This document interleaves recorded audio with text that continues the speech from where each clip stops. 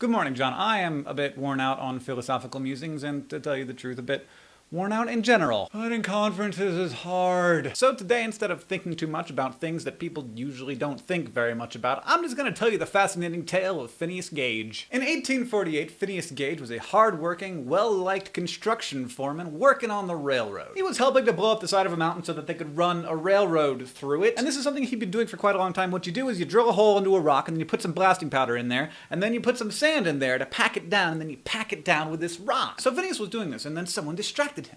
And I don't know what it was that distracted him. Maybe it was a raccoon, maybe it was a hot girl walking down the railway. But when Phineas came back to his work, he did not realize that he had not put the sand in, and so he shoved his little rod down the hole, creating a spark, and the blasting powder ignited, and his iron rod landed 80 feet away! Unfortunately, there was something in between that hole and whatever it was that was 80 feet away, and that thing was Phineas Gage's head. The rod went through about here, and came out like here. And now those of you who do not know this story are expecting the story to end, because where could the story go from there? Well, 3 minutes later, Phineas Gage regained consciousness, started talking to people, walked over to a cart, got in the cart, sat up for the 3/4 mile travel back to his house, waited there for a doctor, and then when the doctor finally got there, they chatted about it. The doctor took some wonderful written notes, which we have copies of, and I'm going to share some of that with you, though you may not want to listen if you're a little bit squeamish. The doctor wrote, "I did not believe Mr. Gage's statement at the time, but thought he was deceived. Mr. Gage persisted in saying that the rod went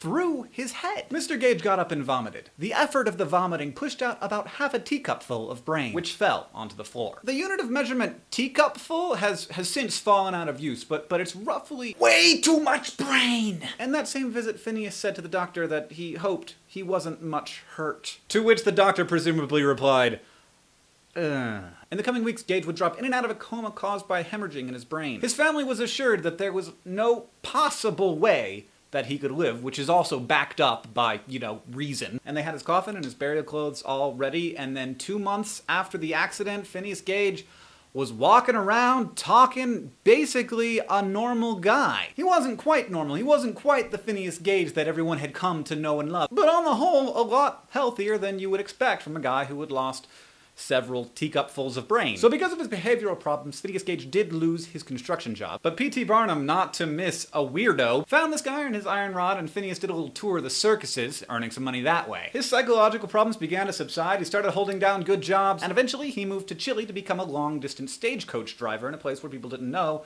that he was Phineas Gage. 12 years after the accident, late-onset epilepsy set in, which is very common in these types of injuries, and Phineas's health declined until he finally died. But the man had a 3.5-foot-long rod of iron pass through his head at hundreds of miles per hour, and he was pretty much okay for 12 years. A final footnote to this bizarre tale: in 2009, a couple who loved to collect old photographs of people were scanning their collection and uploading it to the photo-sharing website Flickr. They uploaded a picture that they called the whaler, thinking that it was an injured whaler with his harpoon. Flickr quickly told them that there was no way that that big shaft of iron was any kind of harpoon, but no one had any suggestions about what else it could be until somebody commented saying, you may have a picture of Phineas Gage there, and if you do, it's the only picture of Phineas Gage that exists. And thus one more reason why I love the internet, because it was the only picture of Phineas Gage. So John, behold, Phineas Gage, the only man to have ever had an iron rod pass through his skull at hundreds of miles per hour and live to tell the tale. I'll see you on Wednesday.